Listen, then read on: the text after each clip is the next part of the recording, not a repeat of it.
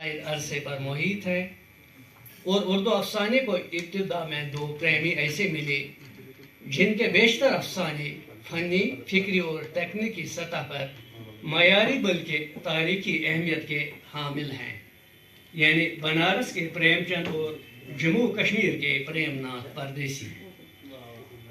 اگر کسی کے ذہن میں مبالغہ آرائی کا شبہ پیدا ہو جائے تو وہ پریم ناتھ پردیسی کے پہلے افسانوی مجموعے شام و سحر 1941 میں شامل مولوی عبدالحق، غلام سعیدین اور محمدین فوق کے تاثرات دیکھ سکتے ہیں، جیسے محمدین فوق کی رائے صفحہ نمبر 12 پر کچھ اس طرح سے ہے: وہ اپنی نتیجہ خیز کہانیوں اور مفید ملک افسانوں کی بدولت کشمیر کے منشی پریم چند معلوم ہوتے ہیں، جیسے محمدین فوق کی رائے صفحہ نمبر 12 پر کچھ اس طرح سے ہے: وہ اپنی نتیجہ خیز کہانیوں اور مفید ملک افسانوں کی بدولت کشمیر کے منشی پریم چند معلوم ہوتے ہیں۔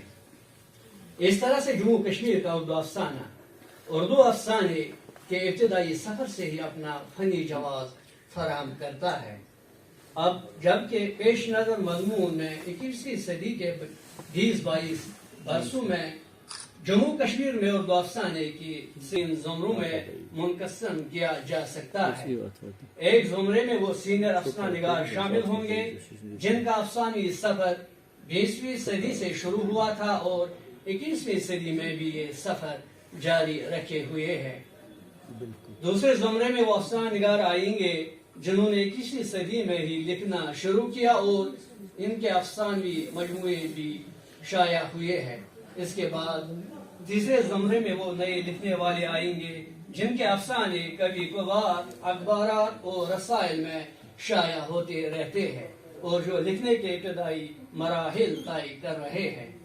اس طرح سے تحقیقی دائرے کے اندر 21ویں صدی میں جموں کشمیر کا جو افسانوی منظرنامہ سامنے آتا ہے، کتابی صورت میں وہ کچھ اس نوعیت کا بنتا ہے: آسمان، پھول اور لہو کشمیر کہانی کیسا ہے یہ جنون، لفظ لفظ داستان نور شاہ۔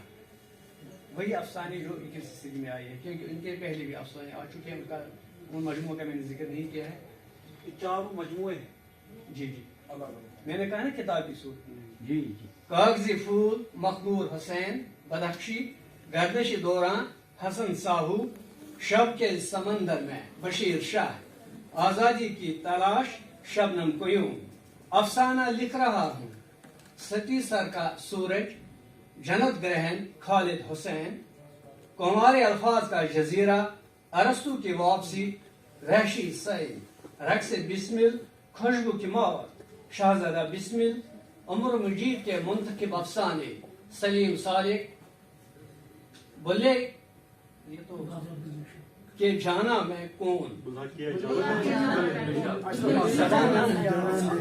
اشرف آثاری، یہ بستی عذابوں کی، پروفیسر منصور احمد منصور، ہزاروں غم، چنار کے پنجے، زیبرا کراسنگ پر کھڑا آدمی، جڑوں کی تلاش، دیپک بدھ کی، آنگن میں وہ مشتاق مہدی، وہ 2 ملک ایک کہانی، عبدالغنی شیخ لداخی، کلی کی بے کلی شیخ بشیر احمد، اندھیرا سویرا عبدالرشید راہگیر، ایک ادھوری کہانی، میٹھا زہر، اندر کی باتیں، کیا حال ہے جانا، ڈاکٹر مشتاق احمد وانی، دائرے، لالا رخ، وریندر پٹواری، یہ کس کی لاش ہے میرے کفن میں، نظر بونیالی، راجہ، شناخت گل، طالب کشمیری، ابابیلوں کی واپسی، مجید ارجمن، آسمان سے آشیاں تک، جان محمد آزاد، اعلان جاری ہے، غلام نبی شاہ، برف کی آگ، پمپوش،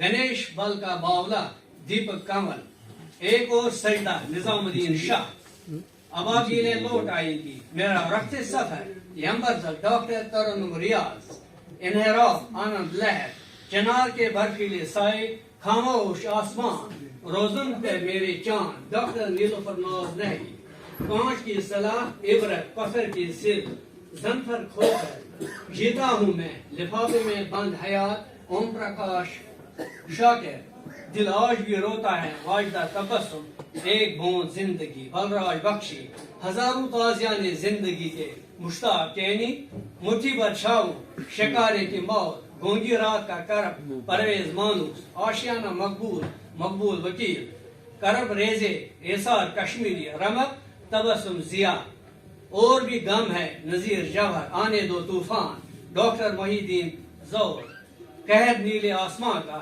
سیدہ نکھت فاروق راگ راگنی اور ورجت شاید ورجت ہے سر ورجت ڈاکٹر شفق سوپوری کالے پیڑوں کا جنگل کالے دیووں کا سایہ ڈاکٹر ریاض طویل خوشبوئے کشمیر منوج شیری حکایات نیم شب غنی غیور نقش فریادی راجہ یوسف قدم قدم تعزیر مقبول سائل اور پھر ایک دن میر ایوب دن کے ڈاکٹر نذیر مشتاق سپوت ایف آزاد دلنوی ادراک شبیر مصباحی برف والے شفیع ساگر گمشدہ دولت تاریخ شبنم کاغذی لشکر کا سپاہی ناصر ضمیر دکھتی رگ خالد بشیر تلگامی اجڑتے لمحوں کی کھیتیاں رتن سنگھ کمل پہلگامی گنبد کی تلاش مسرت آرا ابابیلیں نہیں آئیں گی ارشد کسانہ. اس کے علاوہ ان برسوں میں کئی نوجوان قلمکاروں کے افسانچے اخبارات یا سوشل میڈیا پر آتے رہے جن کی فہرست کچھ اس طرح سے ہے: ڈاکٹر فیض قیضی آبادی، رافیہ ولی، ریحانہ شجر، زبیر قریشی، گلزار صدیقی، شبنم بنت رشید، محمد شفیع ایاز، شاہینہ یوسف، میر ایوب، رئیس احمد کمار، مدثر رشید فیروز، فلق ریاض، رافیہ محی الدین، زاہد ظفر، ایس معشوق، بلقیس مظفر، شائستہ بخاری، عادل نصیر، مینا یوسف، نیلوفر رفیق، شمیمہ صدیقی، سہیل سالم، پرویز یوسف، عاشق اکبر، الیاس مزتر، الف اعجاز، شفق، مسعود، شفیع اطہر وغیرہ. چونکہ یہ تحقیقی نویس کا مضمون ہے اس لیے اس میں تنقیدی جائزہ لینے کی گنجائش نہیں ہے.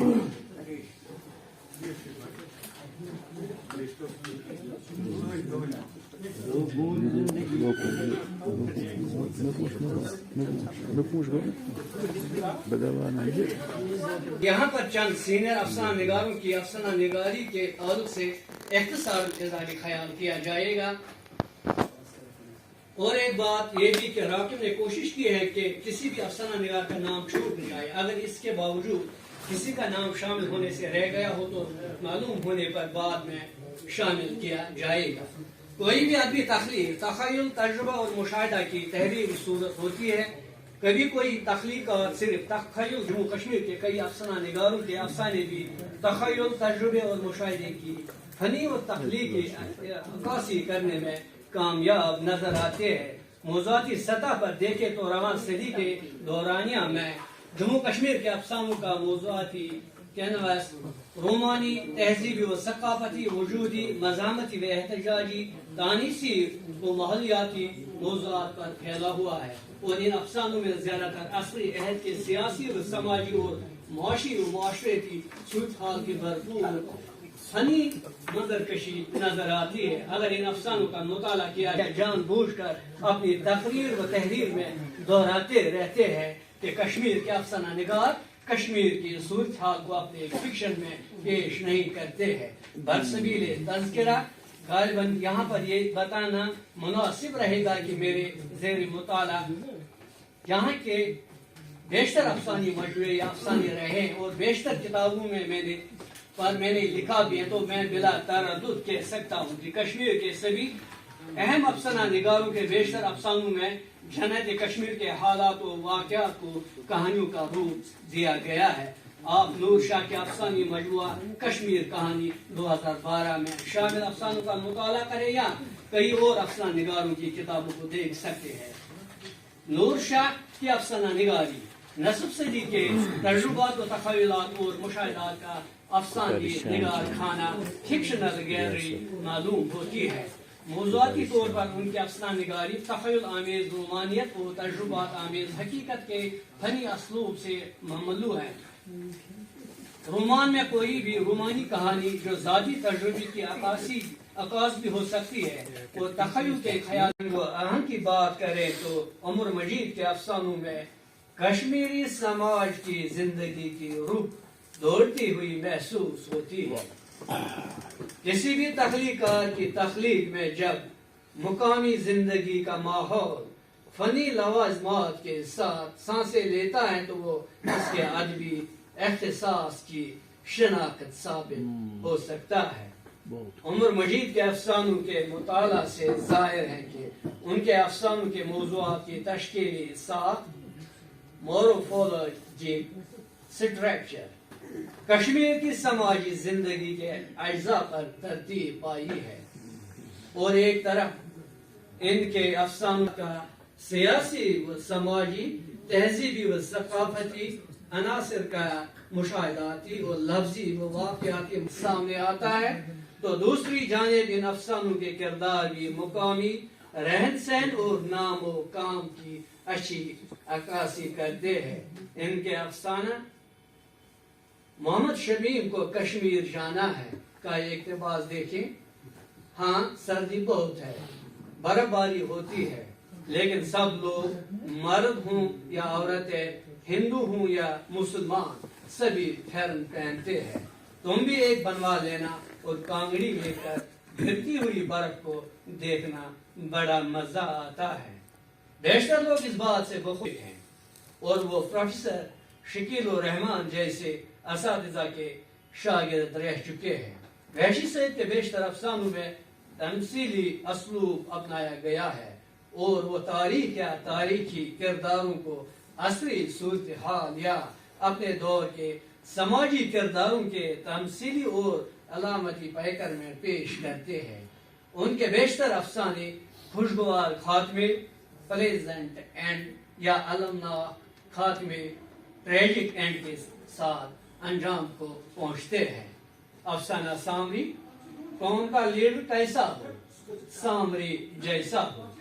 سامری سامری سامری، وہ ایک ایسا سامری جس نے ساری قوم کو اپنے جادو سے باندھ لیا۔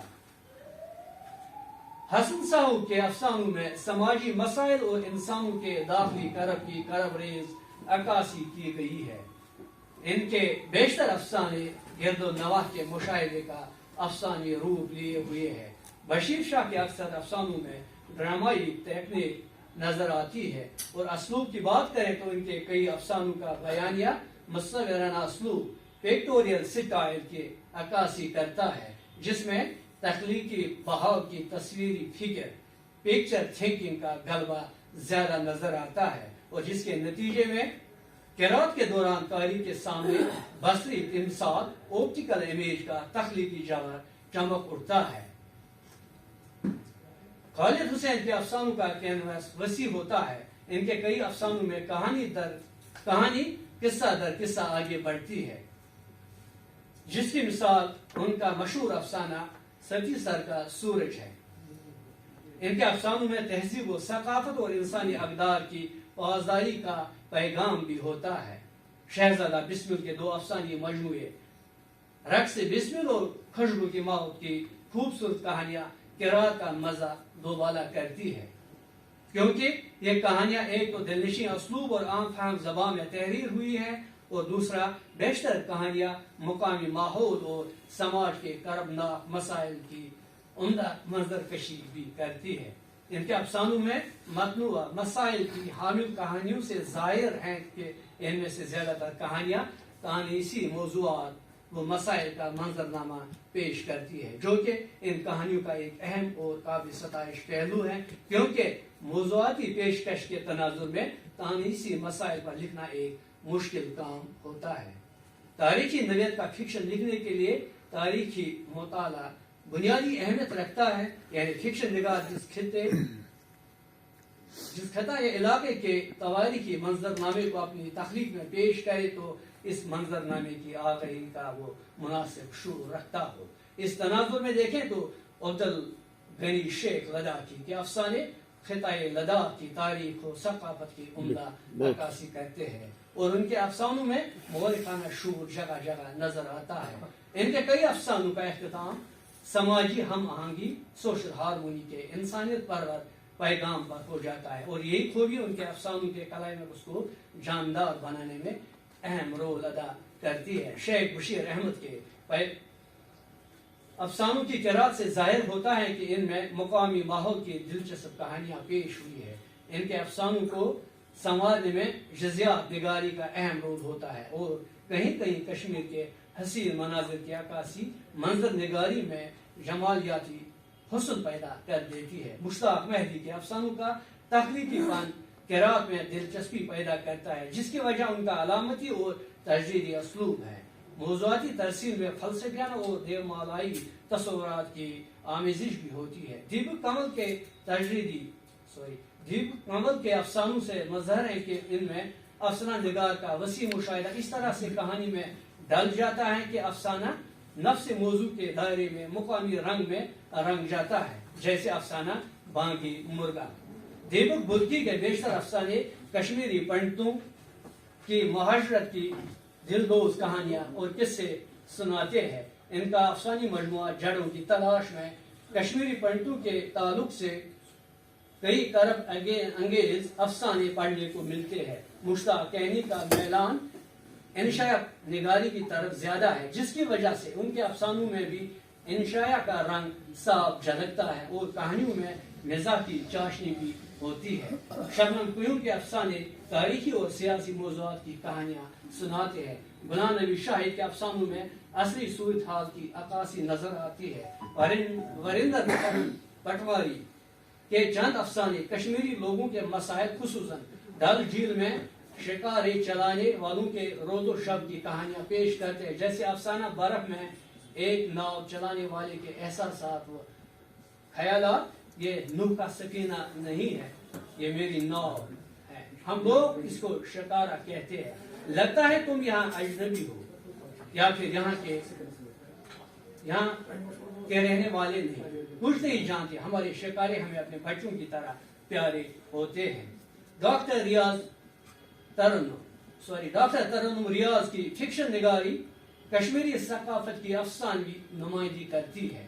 یہ ثقافتی نمائندگی ان کے ناولوں کے ساتھ ساتھ ان کے افسانوں میں بھی نظر آتی ہے۔ ان کے بیشتر افسانوں کا موضوعاتی کینوس کشمیر کی تہذیب و ثقافت اور سیاست و معاشرت پر پھیلا ہوا ہے، اور فن کے دائرے میں یہ افسانے وادی کے رہن سہن، رسم و رواج اور سیاسی و سماجی صورتحال کی قابل داد تخلیقی منظر کشی کرتے ہیں۔ پروفیسر منصور احمد منصور کے کئی افسانے داستانی اسلوب میں کشمیر کے پرآشوب حالات کو بیانیہ کا حصہ بناتے ہیں، اور یہی اسلوب ان کے افسانوں میں ایسا قصہ پن پیدا کرتا ہے کہ کہانی کے سحر میں جکٹ جاتا ہے، جیسے افسانہ سندباد جہازی کی ڈائری۔ ڈاکٹر مشتاق احمد وانی کے افسانوں کی قرات کے بعد مجموعی تاثر یہ ابھرتا ہے کہ وہ مقامی موضوعات و مسائل کو بڑی درد مندی کے ساتھ کہانی کا حصہ بناتے ہیں۔ یہ ایسے موضوعات و مسائل ہیں جو ہمارے ارد گرد موجود ہوتے ہیں۔ اس طرح سے ایک ادیب کا سماجی مسائل کو اجاگر کرنے کی حق ادائی کا پہلو بھی سامنے آتا ہے۔ ان کے کئی افسانے عمدہ تاثر چھوڑتے ہیں اور کہیں کہیں ناصحانہ اسلوب اکتاہٹ بھی پیدا کرتا ہے۔ ڈاکٹر شفق سوپوری کے افسانوں کی زبان معیاری ہوتی ہے اور ان کے افسانوں کا بیانیہ پختہ ہوتا ہے۔ رشید راہگیر لداخی کے افسانوں میں زندگی کے نشیب و فراز کی دلچسپ منظر کشی نظر آتی ہے۔ پرویز مانوس کے افسانے جموں کشمیر کے زمینی مسائل، خصوصاً مخلوق الحال طبقے کے مسائل کی فکر انگیز عکاسی کرتے ہیں۔ آنند لہر کے بیشتر افسانے تجریدی اسلوب میں ہونے کے باوجود متنوع موضوعات کی اچھی عکاسی کرتے ہیں۔ بلراج بخشی عام فہم اسلوب میں افسانے کا پلاٹ سنوارتے ہیں اور کہانی کے ترسیل میں کامیاب نظر آتے ہیں۔ نذیر جوہر کے افسانوں میں متنوع موضوعات کی کہانیاں نظر آتی ہیں اور وہ سب کہانیاں سماج کے کسی نہ کسی پہلو کی عمدہ فنی عکاسی کرتی ہے۔ ان میں افسانہ نگار کا گہرا مشاہدہ اور اس مشاہدے کو فنی پیکر میں ڈال کر کہانی کا روپ دینے کا ہنر بھی نظر آتا ہے۔ اس طرح سے ان کے افسانے سماجی حقیقت نگاری کا کامیاب فنی روح نظر آتے ہیں۔ ڈاکٹر نذیر مشتاق کے افسانوں اور افسانچوں میں کئی سماجی، معاشی، نفسیاتی، طبی اور سیاسی مسائل و موضوعات کو عام فہم اسلوب میں کہانی کا روپ دیا گیا ہے، اور ان میں کہیں نہ کہیں طنز ملی بھی نظر آتا ہے، تاہم اس کا مقصد اصلاحی پہلو بھی پیش نظر ہوتا ہے۔ ڈاکٹر نکھت نظر کے افسانوں میں شعری اسلوب خوبصورت نثر کی عکاسی کرتا ہے۔ ان کی کہانیوں میں سماجی مسائل کا بے باکانہ اظہار ہوتا ہے۔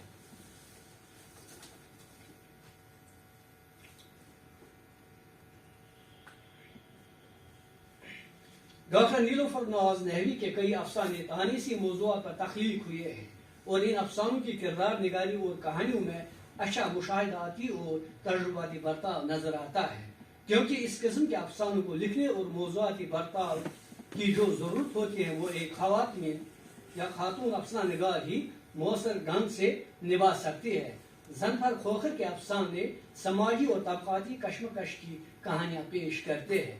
راجہ یوسف کے بیشتر افسانوں میں سماجی مشاہدہ کو تخلیقی پیرایا میں ڈال کر کہانیوں کا روپ دیا گیا ہے، اور کہیں کہیں تجربے کے ساتھ تخیل کی آمیزش سے کہانی بنی گئی ہے، تاہم دونوں جگہ عمدہ فنکاری نظر آتی ہے، جو کہ افسانہ نگاری کی ایک اہم خوبی قرار دی جا سکتی ہے۔ تاریخ شبنم کے کئی افسانوں میں فنی لوازمات کا خاص خیال رکھا گیا ہے۔ وہ گرد و پیش کے مسائل و واقعات کو مشاہداتی بنیاد پر کہانی کے روپ میں پیش کرنے میں کامیاب نظر آتے ہیں۔ ان کے افسانوں میں جو درد پوشیدہ ہوتا ہے وہ قاری کے دل و دماغ پر درد انگیز اثرات ڈالتا ہے۔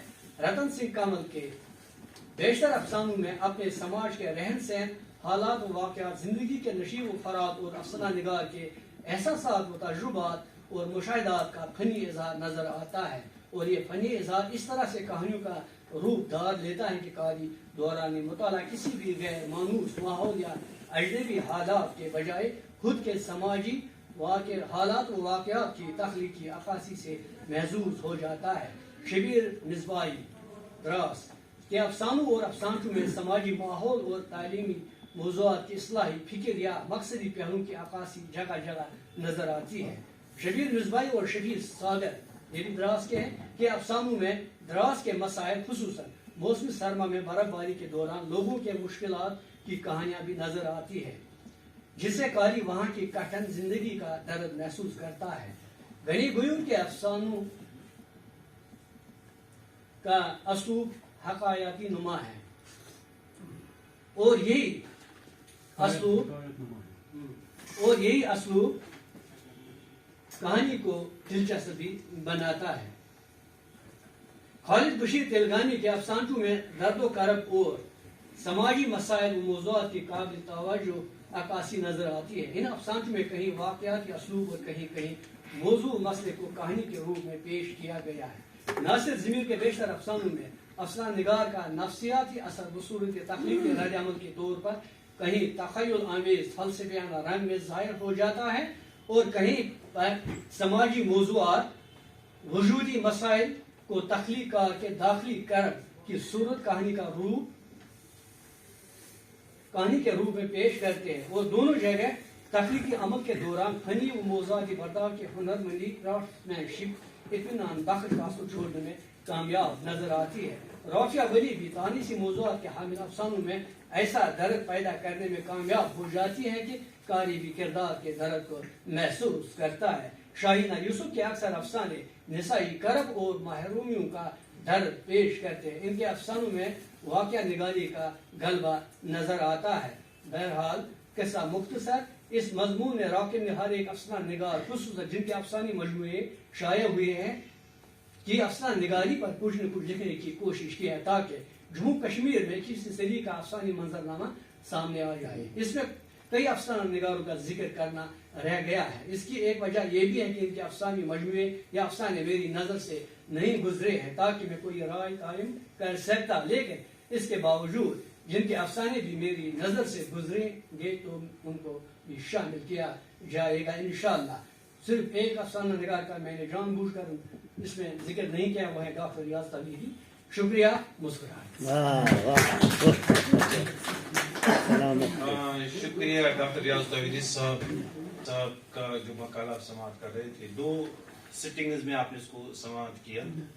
اس دوران تشریف لائے فارمر سیکرٹری کلچر اکیڈمی جناب ڈاکٹر رفیق مسعودی صاحب. آپ کا بھی سر استقبال ہے.